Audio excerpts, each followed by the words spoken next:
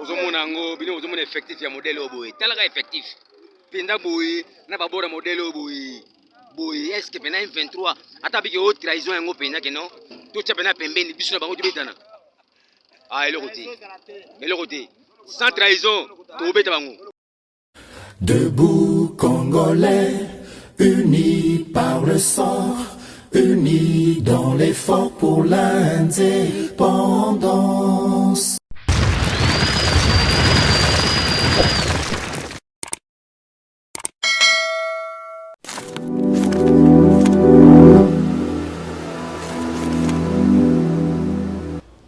Voilà, chers téléspectateurs, vous êtes le bienvenu sur le plateau des Debout Congolais, bien sûr, sur la chaîne GCAM Télévision. Bisika nyo sobino bozami à travers mokili mobimba samba olonga pesibino matondo mingi nabo poni na bino ya chaîne GCAM Télévision matondo mingi na bino on a confiance na bino pe fidélité accordée na chaîne GCAM Télévision à travers bien sûr information to pesa kabino ya République démocratique du Congo pe nzinga nzinga na makambo nyonso etali maye politique ya mboka na biso bisika nyonso bino bozwami na Congo to libanda ya Congo mokili mobimba.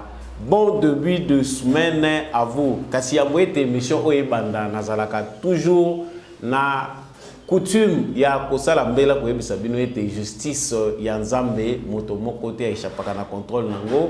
Justice ya Nzambe erataka moto te. Soki okosala ka mabe okanti biso tomona ka yote yeba lisu ya Nzambe za komona yo. Yo kanisi ozali yanke muto akobeta ona sia moya zalaka te topo kanisi ke ozali plus malin que justice ya Congo eko arrêter ou to ko stopper yo te yeba yango soki justice ya Congo ekozala complaisant vis-à-vis na yo yeba yango ki ya Nzambe ekozala nango complaisant te. Tôt ou tard nous finissons tous par récolter le fruit de nos actes. Ça fait un bon moment que je vous ai vraiment beaucoup manqué na yesiko yo naza kozonga na actualité ndenge to mesana kozonga na momesano na mona ki ba message na bino kilikili bolobi samba olonga actualité ezomona na ndenge nini na yesiko yo na actualité ndenge tozanga ki yango mikoleleka ki na kanti ba sujet ya ko aborder ezali ebele ndenge bino moko pe oza ko remarquer yango certainement actualité congolaise ezali complexe na diversité nango eko senga muke to limbola po ete bandeko nyonso basosola maiza koleka na kati ya mboka soki ezambala no liboso ako tala basango na kati ya chaîne GCAM Télévision na kosenga na yo pose la membre à Debout Congolais, abonnez-vous à cette chaîne pour ne pas manquer notre actualité et puis devenir un des éclairés de la République démocratique du Congo.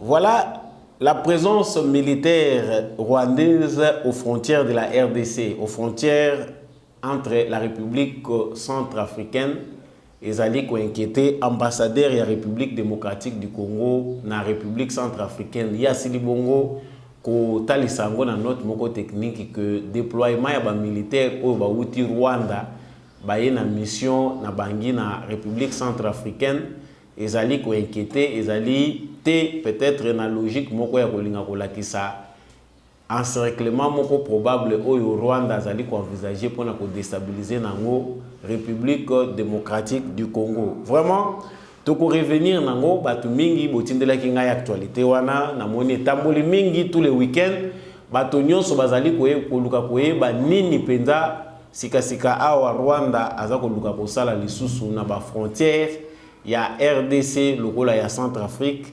Tant que tu déjà que ma suspicion peut aller lisusu na collaboration makambo etali Brazzaville to kozonga yango penda na muzindo to yeba nini penda yango eza koleka maloba ya ambassadeur na biso ezali kaka ba propos moko alarmiste to ya un fond o esengeli biso nyonso to pe ba autorité na biso compétente ba si pencher pona koyeba ko stopper oyo ezali menace ya République ya Rwanda.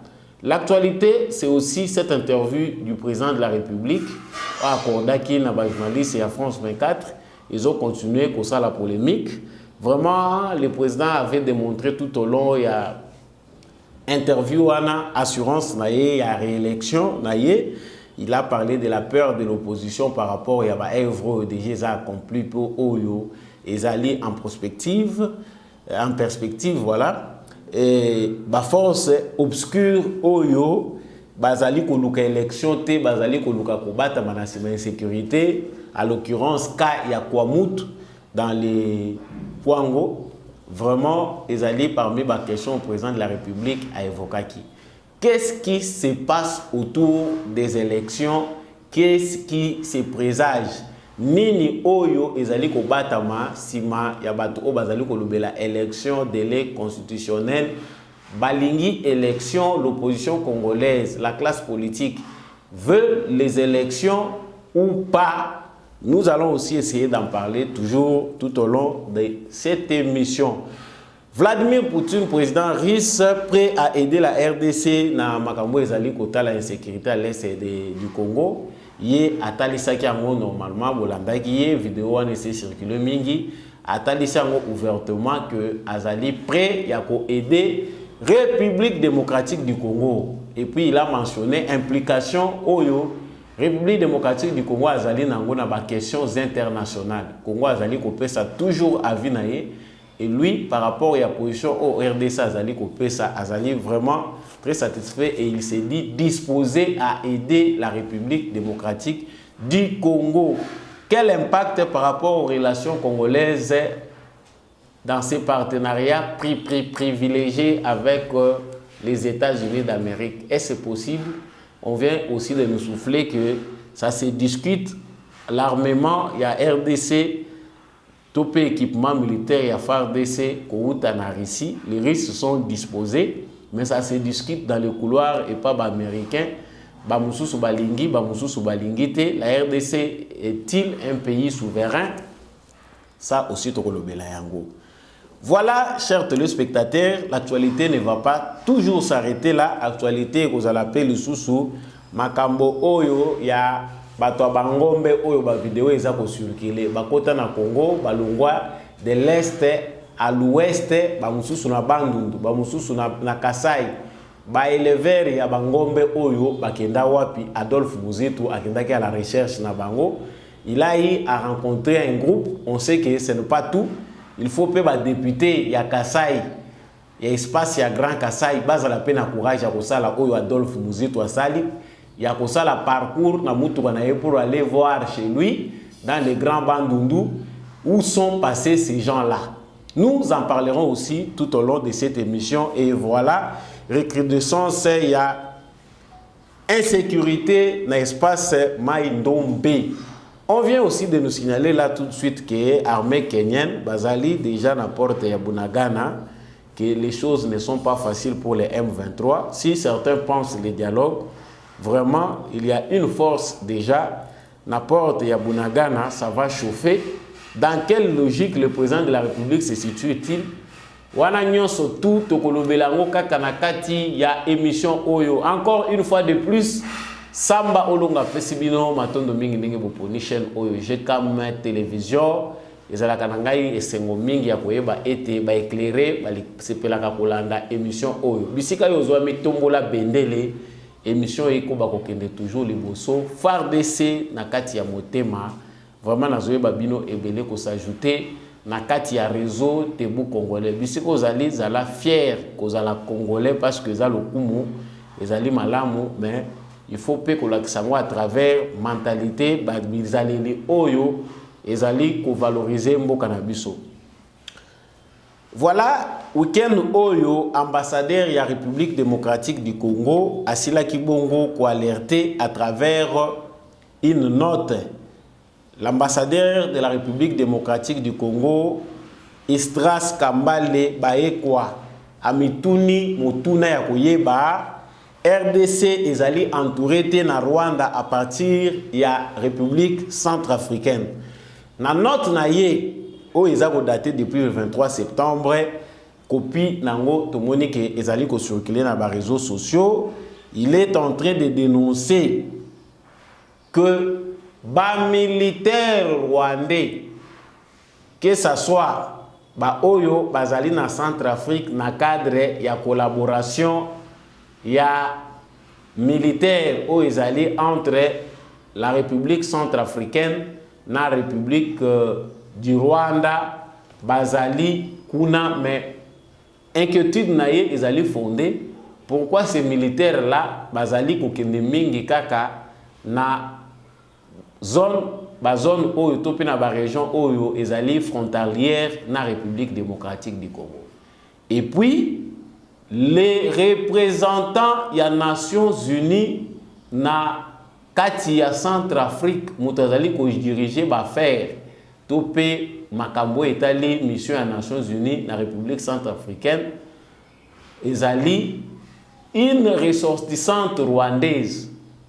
Makanisi na ye parce que yé pas allé soupçonner que yende Moutazali ko dirigeanter ba opération pour bakendaka coopérer kaka na zone wana ezali frontalière na République démocratique du Congo.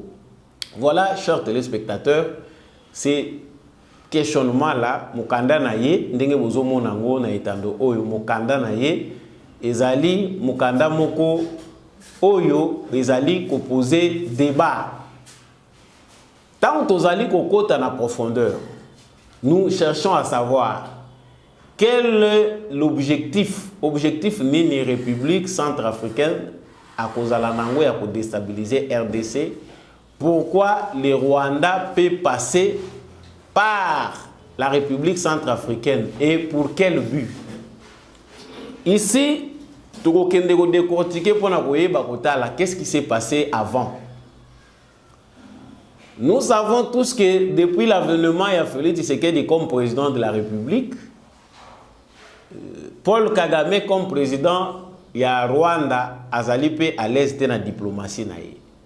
Ba suspicion ya ba empire matuti ba complot oyo batuti basali pona ko dominer toute l'Afrique centrale. Ba préparation na bango.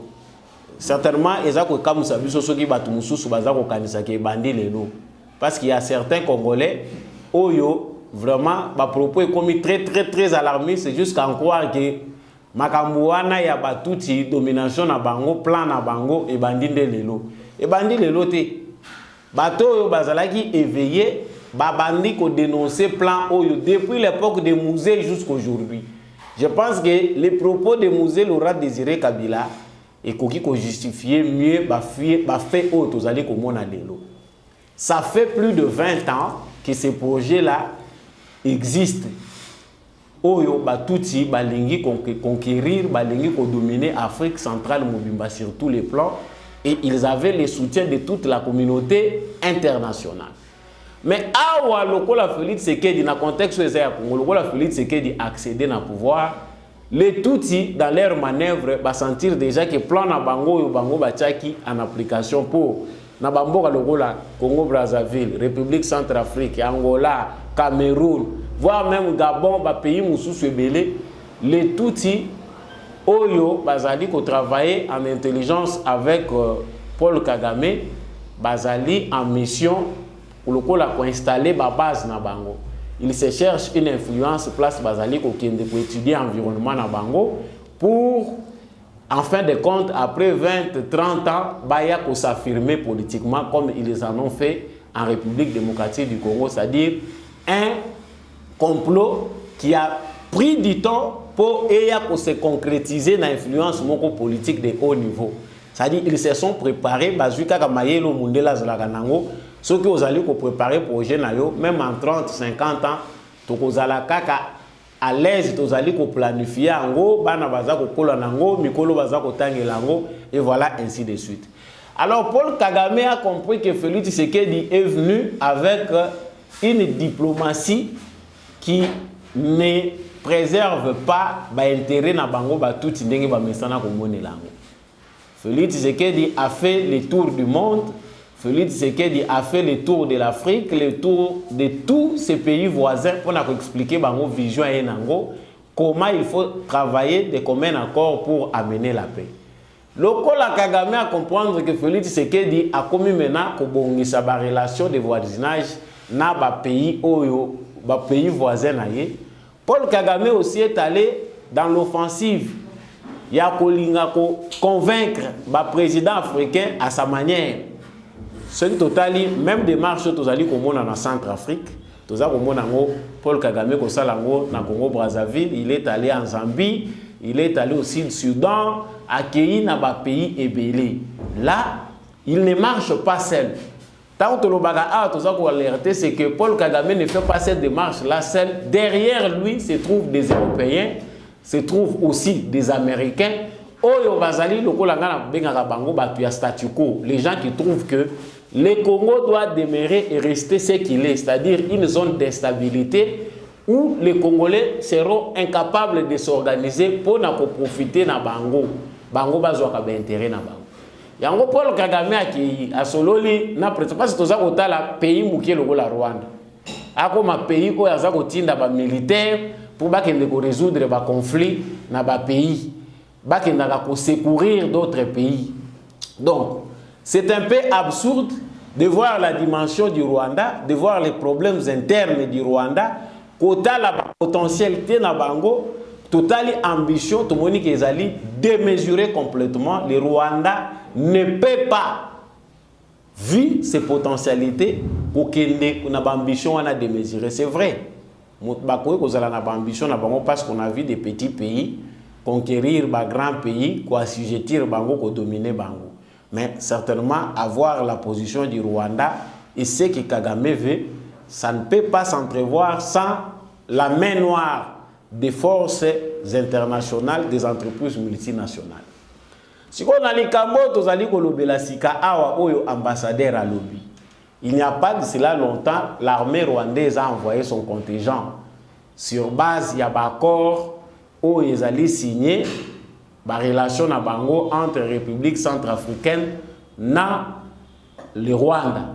Nous avons vu qu'au début de ces accords-là, quand on a signé, Félix Tshisekedi est allé aussi dans la République centrafricaine.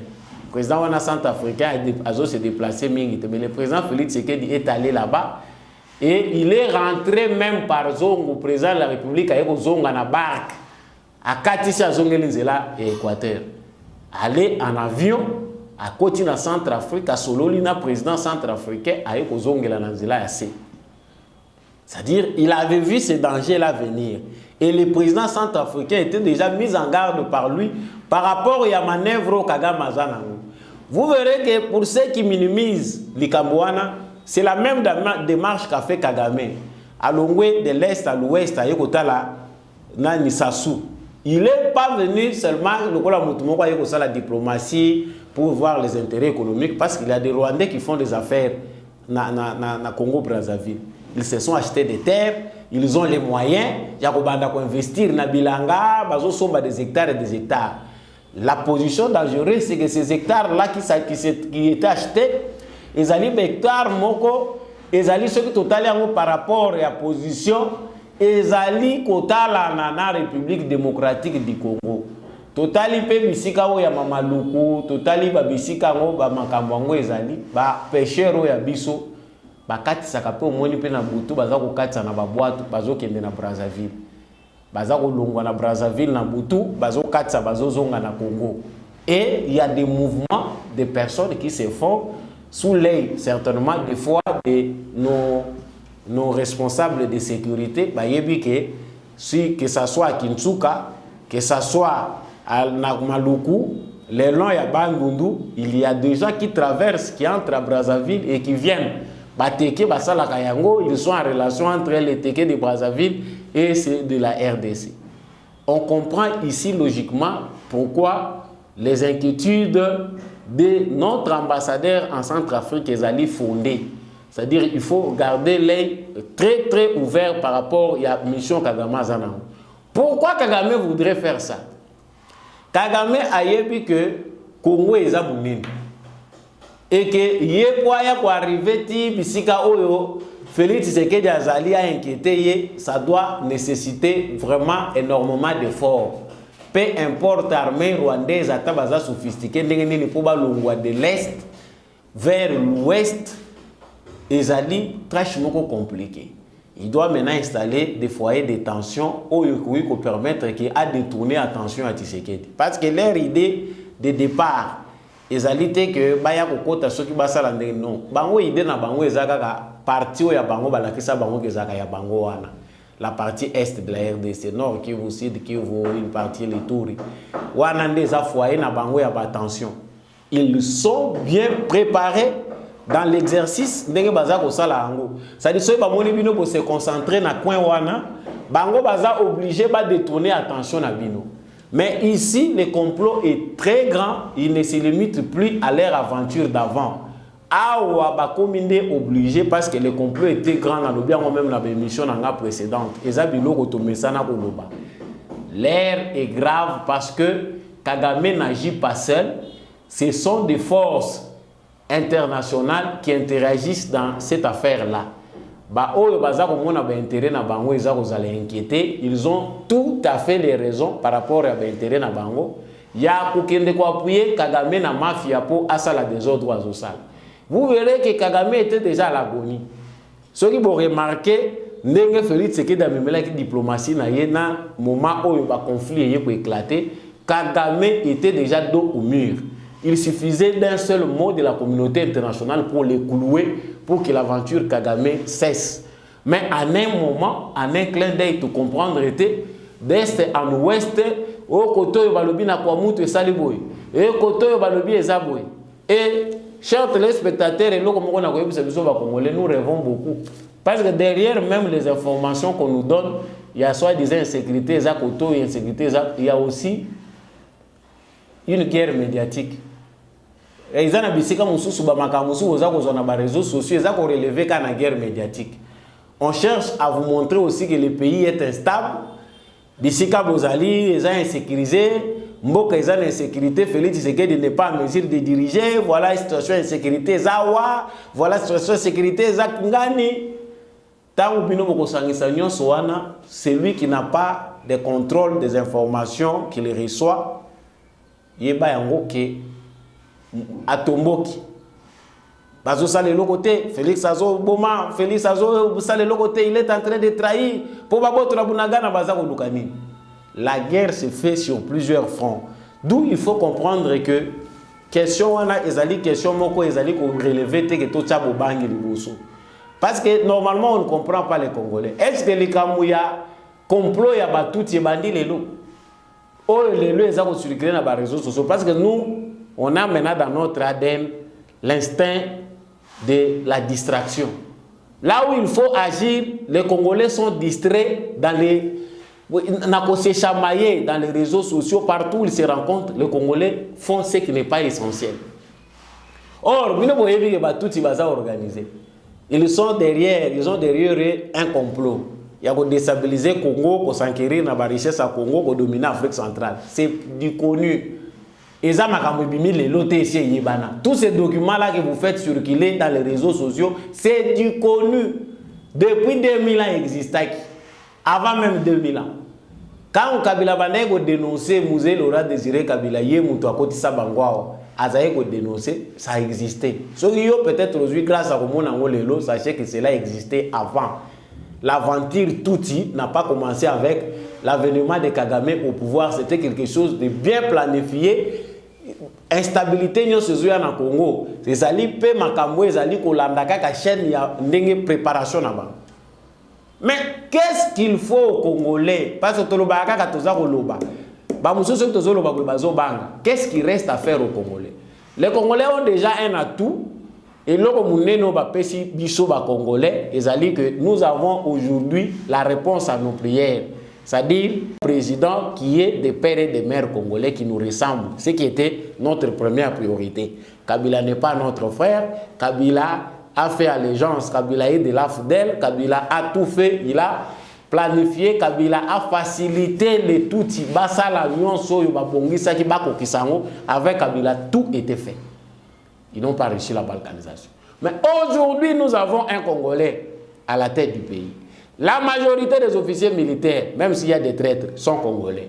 La majorité des officiers de FARDC sont congolais. Et ceux qui sont dans la police, la majorité sont congolais. À la DGM, la majorité sont congolais dans toutes les institutions. Bon, qu'est-ce qui fait que vous qui êtes majoritaire dans ces institutions-là, avec votre frère au sommet de l'État, vous puissiez vous plaindre de tout. Mais franchement, bandeko biloko monsieur ezako bana ba télévision té eza quelque part insuffisance ya penser na biso ba congolais, les congolais ne sont plus penseurs. Toza limité. Parce que tant que vous avez des Congolais, c'est comme si vous valorisez tout, comme si vous êtes majoritaire, ce qui vous manque, c'est la conscience. Conscience congolaise, il suffit parce que plus le jour passe, plus au Congo, il y a trop de bêtes qui se créent, l'invention de la bêtise. Ce qui veut se prendre en charge, quelles sont les priorités à l'interne. Ba ennemi interne na bino boyebi ko mentionner bangote bino moko wana traîtrise bino moko wana distraction bino moko wana bozo mona mboka na bino tina te bolingi angote. Vous voulez que le miracle vienne d'où? Tshisekedi pour lancer à Sona Bunagana, qu'est-ce qu'il attend? Tshisekedi a lancé à Sona Bunagana, vous pensez que c'est suffisant?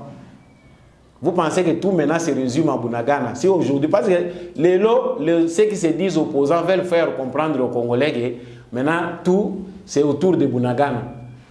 Maintenant après, tant que Bunagana ils ont zonga na maboka Congo, après il y a la opposition wapi.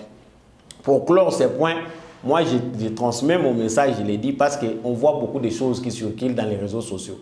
Et c'est les vrais et les faux et les intox, les infox, tout ce qu'on a l'habitude d'écouter là. Aux capables il y a digérer yango, koyeba ko analyser yango et kotio obel malade. Au lieu de faire ça, comprenons quelles sont les priorités congolaises. Les défis, dans chaque émission, les défis est interne.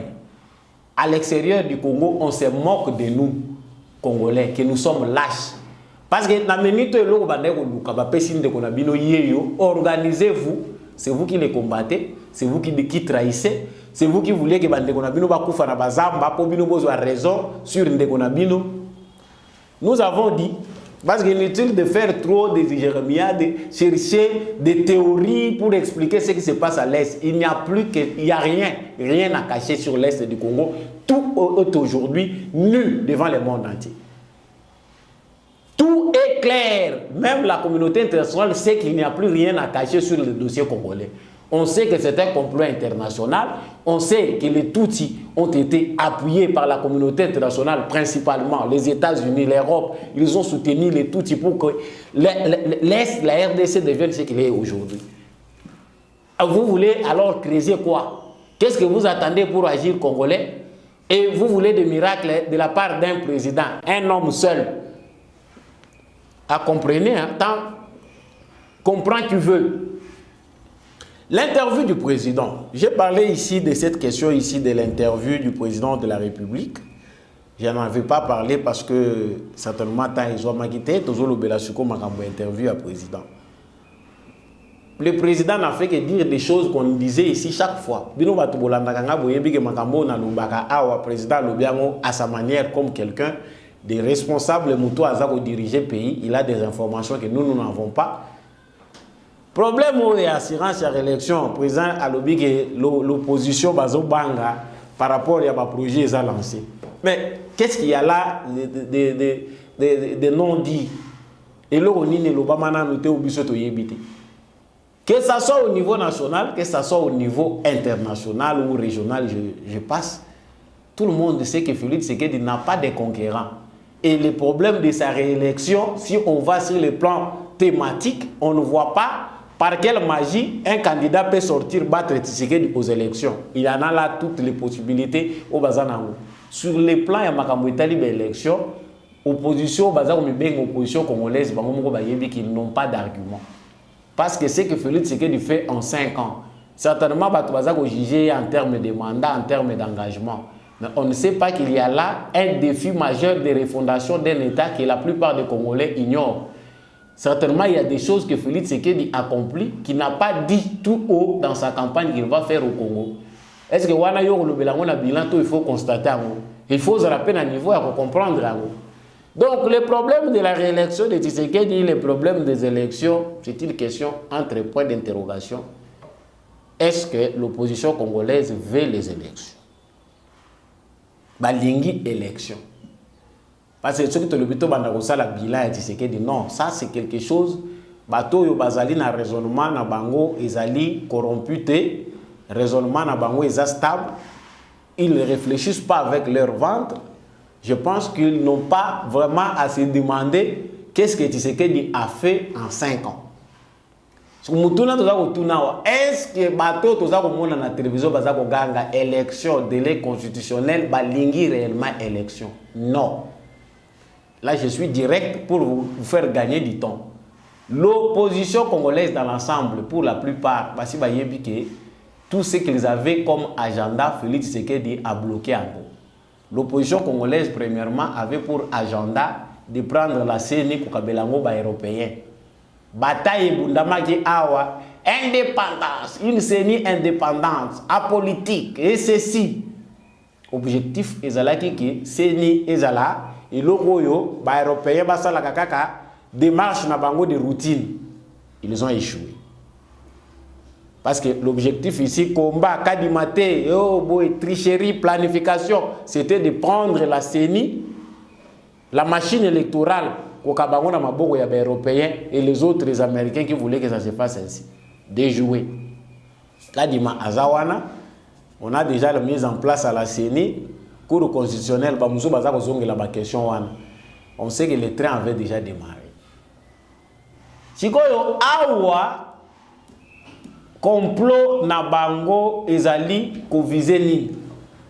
Ils n'ont pas besoin d'élections et ils ont besoin de crises qui peuvent faire entrer batuna bango wana na kati action. Quelles sont ces crises? Ce sont des crises sécuritaires. Ça dit ndenge toza komona président lobi yango na kati interview na ye likambo ya kwa mutu wana eza kolakisa qu'il y a des gens qui ne veulent pas des élections. Absolument. Les kabylistes sont les premiers. Parce que les Kabilo bozo tout nanga mingi, ba kabiliste baza ba toali boso oyo balingi te que élection et salima parce qu'ils savent qu'ils sont déjà enterrés politiquement. Nomination et ko salima na sénité ba yebi qu'à travers les élections racine ya mal oyo bango ba lona na administration territoriale parce que le pouvoir est à la base. Il ne suffit pas d'avoir le président de la République pour avoir automatiquement le bâton magique, oui, que ça la que makamwe changer automatiquement non. Nous avons un président de la République, mais il faut que l'administration à tous les niveaux fonctionne. Mais tant que tous autres la territoire na biso, ba chefferie, ba province na biso. La vision qu'avait bateau balingaki ba balkaniser mboka. Biloko ba rubero ba sala. Il y a beaucoup de choses à dire là-dessus, qu'il faut des émissions pour toujours venir répéter ces mêmes choses-là. Nous avons d'abord constitution ya mbata, ya ba belligérant oyo ba congolais ba ko revendiquer que tout change. Parce que ça va soulever question ya changement constitutionnel à. Cette opposition de pacotille va vouloir faire comprendre aux Congolais qui ne comprennent pas, je ne dis pas tout le monde, que Félix Tshisekedi veut aujourd'hui changer la constitution pour demeurer éternellement au pouvoir. Et c'est ça. Nous avons, bateau balandakanga bayebi ke na beta na lobati na koma kolimba le kambo constitution. Nous avons une constitution qui ne nous sécurise pas. Une constitution qui a vendu le Congo. Une constitution qui nous met sous tutelle de la communauté internationale. Balaboni bakolobango. Tout ce qui s'est Tshisekedi a bandé la koloba. Tout ce qui s'est Tshisekedi a bandé la koloba. L'opposition congolaise, Fayulu, Katumbi et les autres, tout ce qui se dit là, intention à Bango est d'aller élection. L'intention c'est qu'il y ait un chaos. Je l'ai dit dans plusieurs de mes émissions et je le répète encore. Ceux qui ont dit que l'événement sur l'insécurité, c'est que les Kanakati, la République démocratique du Congo, Bolandeli fond nango, formité au Bapé Sakawana, na lobi bien fond. Vous verrez toujours l'image. Il y a bateau bazali comme benga acteur politique ou bazali comme benga opposant Tshisekedi nakati ya ba conflit wana. Ce sont eux qui ont la mission comme basi bayebi que sur le plan ya poids politique bazo ko kalisu Tshisekedi. La raison de clouer Tshisekedi devant la communauté internationale est zapété. Oh, bazali ndenge Kabila pesa ki bino avantage parce que Kabila a donné les armes à l'opposition. Oh bakangaki ba opposant parce que bazako marché oh ba saliboy bazo kanga mututé aux en liberté na batu mususu yebi atate auti wa baza ko finga président chaque jour. Bien qu'il faut mettre de l'ordre là-dessus. La raison valable ya kufunda Tshisekedi ezate parce que mindele wana ata baza ko yiba baza pe bandoki na kati na bango, il faut au moins avoir une raison valable ou ko sala ke ba s'appuyer nango. La raison ezate, ils sont tous devenus ba chef ya ba mouvement rebelle. Il faut faire très attention, chers frères congolais, na acteurs politiques au Bino Landaka. La majorité seront, ils vont devenir bientôt encore des chefs de mouvement rebelle. Pour baza déjà na balia na ba mouvement rebelle.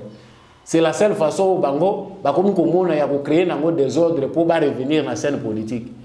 Ba si ba sosoli que Félix Tshisekedi na liru azomi mamakambu ti asili sa deuxième mandat na ye, ces gens-là ne vont pas exister politiquement. Tikatobe Bissanyons. Vous aurez compris les pourquoi. Les pourquoi. Et le président l'avait parlé aussi à l'Obi Likamboyo, il y a situation de sécurité pour un problème à Bunagana. Les commentaires à l'Obi, ce ne sont pas des propos responsables. Le président est clair. Kenya, c'est un cadre de force régionale. Bakokote la Bunagana. Ils ont dit là où bazokote. D'ailleurs, on nous informe que les Kenyans, baza déjà na porte à Bunagana. Makolo na Bunagana. C'est Kagame qui se croyait très prudent.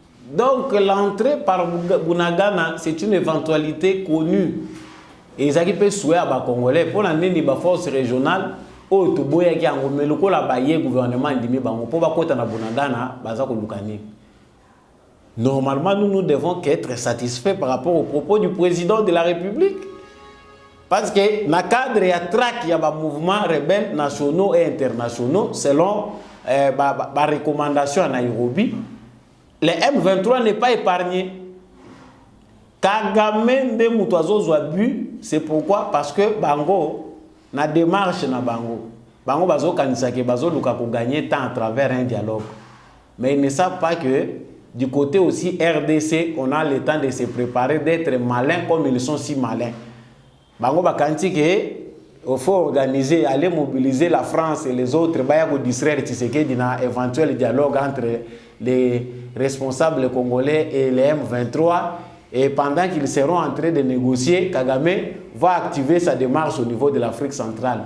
Luvumu, au Balobagana Bakongo, Lokuta, Nalingala, Mafi, Lokuta. Au Congo aussi, ça se prépare. Tant que vous pensez que vous cherchez à gagner du temps à travers un dialogue de sourds, oh, Moukilimobimba, déjà, il n'y a pas de M23 au Congo, c'est l'armée rwandaise. Boza Kokosa. Jusqu'à ce que Tokocha Bino do au mire, et c'est connu. C'est du connu. C'est pour Kagame, avec sa diplomatie, il faut convaincre force les pays de la région et faire la diplomatie de sorte que Tshisekedi accepte les M23. Pour Félix Tshisekedi, c'est aussi NON. Même si la façon de refuser de Félix Tshisekedi, ils ont distraire un peu Batebele. Batebele va apprendre à comprendre qui est Félix Tshisekedi. S'il dit non, il faut être aussi Mutumoko Yebi Komona pour comprendre qu'il a dit non. Et pour Yeba Yepe Malam, parce qu'il est imprévisible. C'est les Rwandais qui pensent que le Congo d'aujourd'hui est égal au Congo d'hier, celui dirigé par Joseph Kabila. C'est faux. Le Congo aussi se prépare. Si les Rwandais pensent que les Congolais et lobby n'angwa wandenge na yokaki ba propos ya président de l'Assemblée nationale lorsqu'il est allé na Ebembe ya reine ya Angleterre. Et c'est vrai. Le Congo dirigé par Joseph Kabila n'est pas celui de Félix Tshisekedi. La différence c'est qu'aujourd'hui le Congo est entre les mains des Congolais. Vouloir ou pas, le rôle congolais Moutouaza à la tête du pays et c'est connu. Sachez que cette aventure-là ne passe plus. Non, bazo balkanisé et Bunagana est comme un autre pays. Non, ce sont de nous distraire. Faisons notre part. Laissons aussi notre gouvernement sa marge de manœuvre d'agir. Félix Tshisekedi Makambo Lubagi à Bunagana. M23 Bango, Bazana Bango est l'autre côté. Leur commanditaire c'est Kigali, leur commanditaire c'est d'autres. bateau bazana simawana nde mutu bayebi bien cause ya M23. Mais il ne fallait pas engager la force na Buzoba. Félix Tshisekedi a bien agi d'associer les pays de la région. C'est-à-dire que ce n'est plus une erreur. Tout ce qui est engagement na bino, certainement M23 peut zapper na cadre ya engagement tout ce qui na bino. Allez, bo bouté bango dehors. Voilà pour ce qui concerne le Bunagana. Bako kima. Parce que certainement mutu aza na sagesse, aza na longueur d'avance. Tant que mutu aza déjà na raison na ye, a se précipiter na ko commettre action oyo et ko longola ye raison oyo aza na. Le Congo a tout à fait raison devant Paul Kagame, devant la communauté internationale. Tokoki ko gâcher raison na bisote na ko agir précipitamment, to ne retomber na ba piège na bango. Nous l'avons aussi longtemps dit. Et pour comprendre que ceux qui ont peut-être l'avantage, un esprit à comprendre, bateau baza prise en otage, va comprendre en route. Donc on comprend ici que pour l'affaire de Bunagana, Félix Tshisekedi n'a pas voulu que nous puissions tomber facilement dans ces pièges-là tendus par des malfaiteurs mobilisés par Kagame au sein de la communauté internationale. Nous avons échappé belle à cette aventure-là, sachant que ça ne se termine pas seulement au niveau de Bunagana. Bino ba Congolais, bo bana koyemba kaka ba Rwandais to boy non. Les Tutsis qui agissent en intelligence avec Kagame, ils se voient comme des membres du service de renseignement.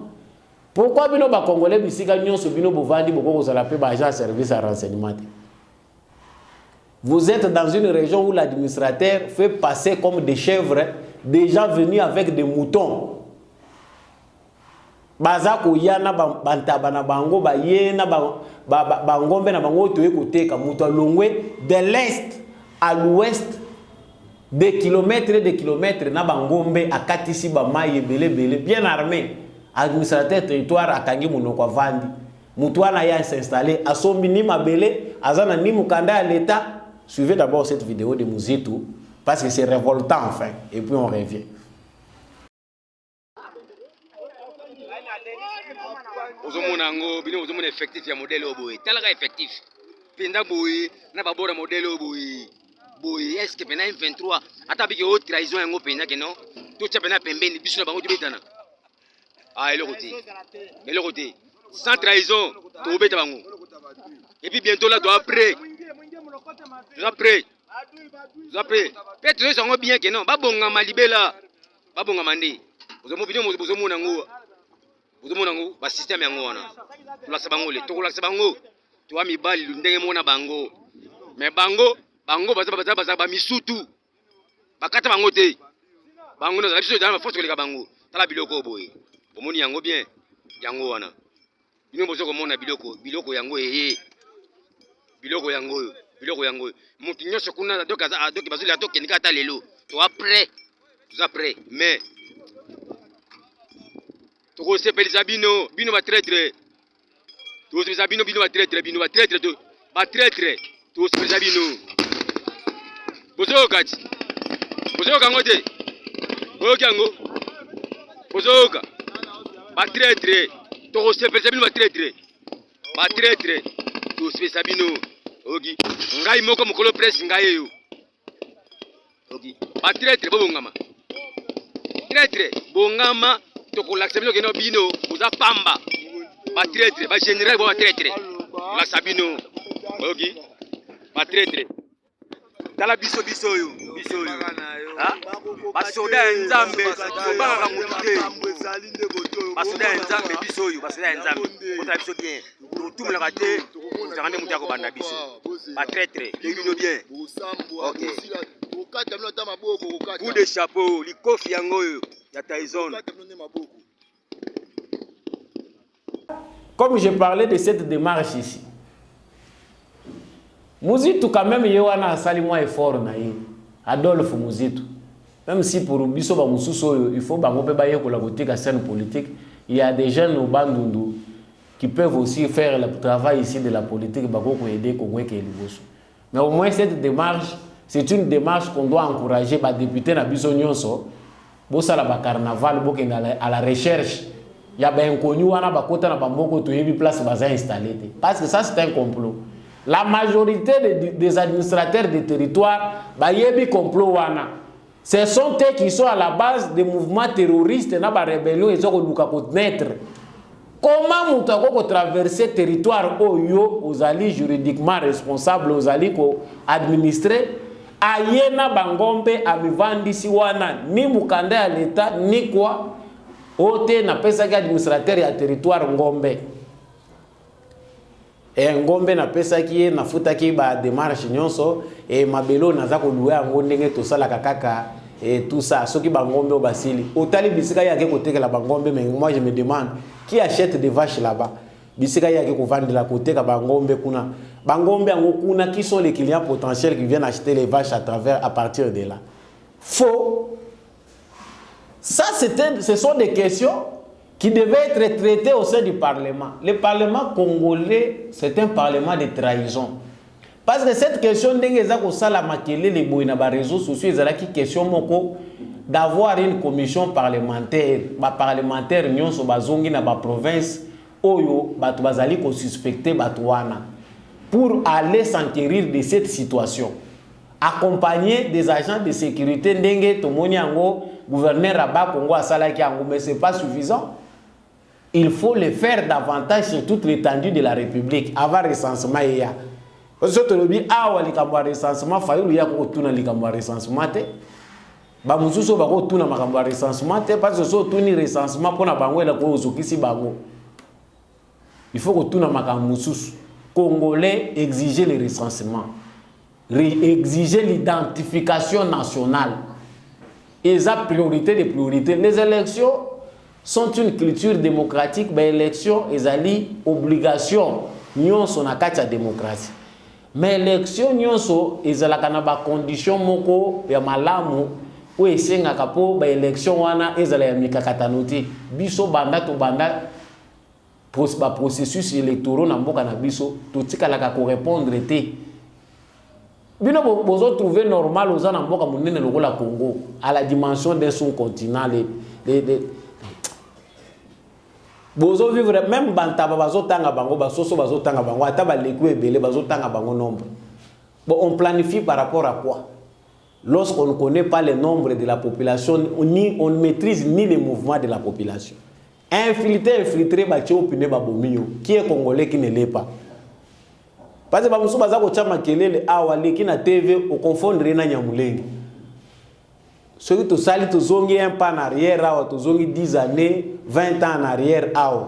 Ba che opune lokola na 98 awa batumbi yo. Comment bozo boya ko likambo oyo? Ça doit nous interpeller mutu na mutu. Batu na batu bana déjà ko mituna, qu'est-ce qui est prioritaire au Congo? Parce que franchement, les Congolais ne savent pas par où commencer pour organiser cet État.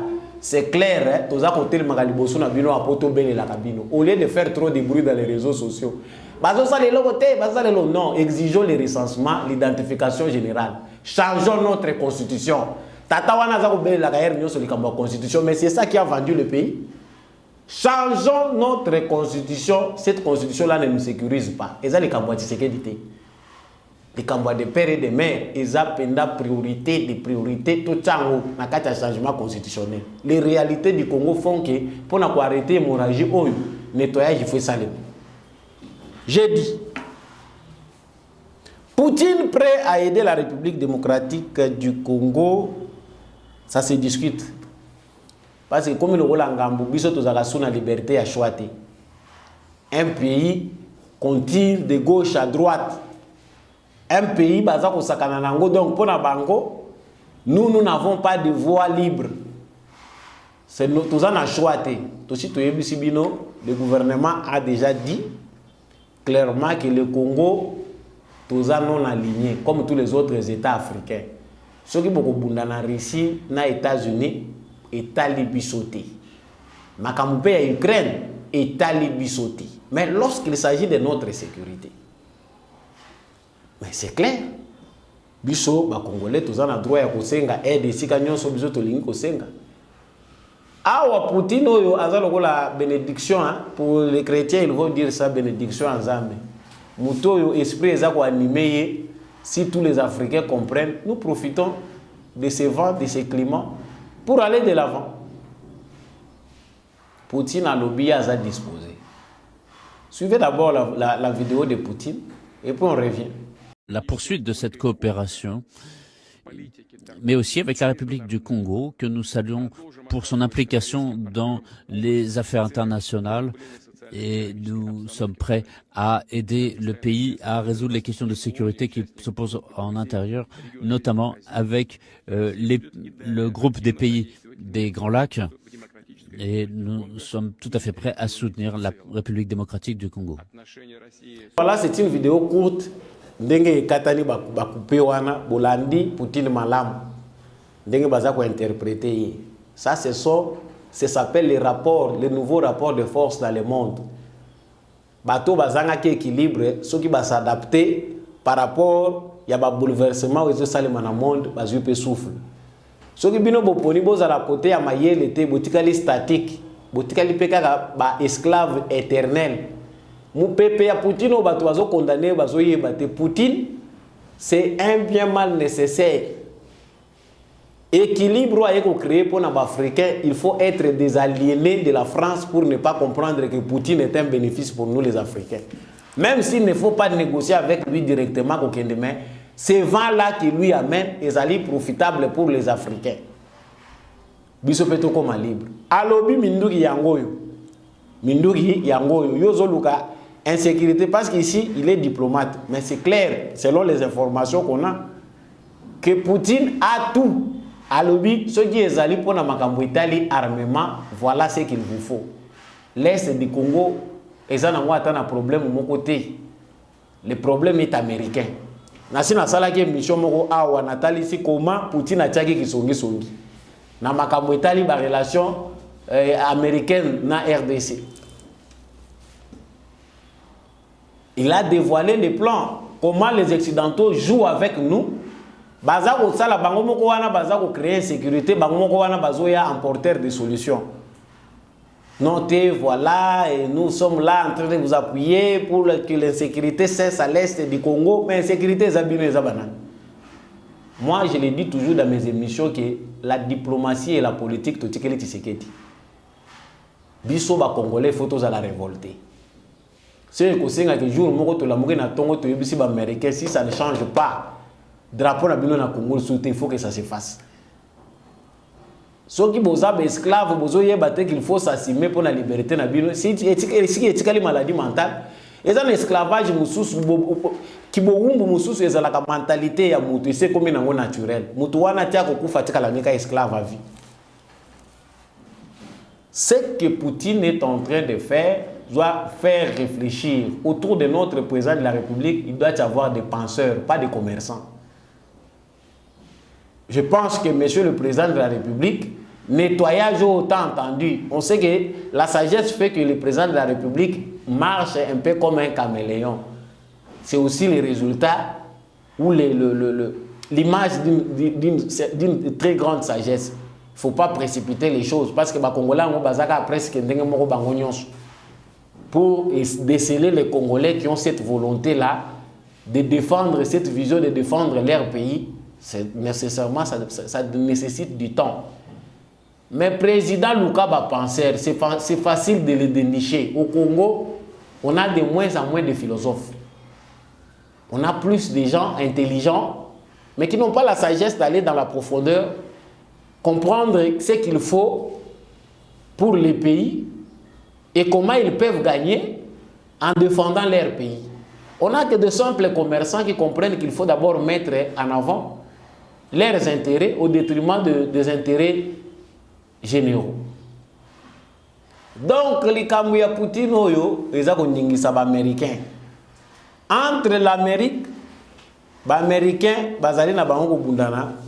certains veulent l'accorder. En tout cas, il est possible que RDC soit équipé militairement par la Russie.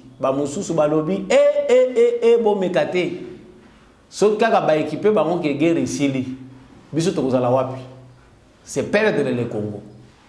L'Amérique a battu Bibundelité après sa terre. Kobanga na bango bayebi ke soki kaka Congo azui soutien russe et que nye na Congo wana lesa c'est ça kobeta soutien. Ici, ben voilà, chers téléspectateurs, je vous dis, nous sommes dans un virage. Ndenge na mesana ko lubangwa. Ya biso ba congolais à la 14 wangona ba sens union sopo même maman m'a tembele pas comprendre. Mais nous sommes dans un virage. Ba américain ceux qui baza ko comprendre était Félix Tshisekedi avait prêté serment. Et l'esprit qu'on a décelé en lui tant on matin à tribune des Nations Unies et tout ce qui s'ensuit, baye bayango que nous sommes tous déterminés. Tshisekedi n'est pas Mosé Laurent Désiré Kabila pour basala ba complot que tout mundelo wa soko kati shito kati yo mutu. Non.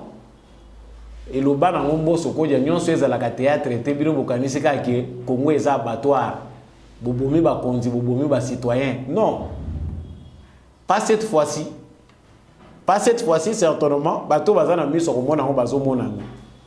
Ya on tozolo balikambo oyo ezali vraiment et le mot très important, les élections en RDC s'annoncent comme des batailles, mais il faut que les Congolais aillent déceler Makambo Ebele. Donc, chers téléspectateurs, comprenez que le sujet où ils allaient aborder mes colonnes actualité ils allaient très brûlant, que tout ne se dira pas dans les médias, mais les Congolais qui ont la sensibilité de comprendre que nous sommes un pays merveilleux, exceptionnel, savent la responsabilité qui est la leur. Ceux qui osent Congolais ont comprendre que le Congo c'est un pays singulier qui nécessite d'être protégé. Il faut côté les mains. Certainement tous les pays du monde, bazali ko se mobiliser.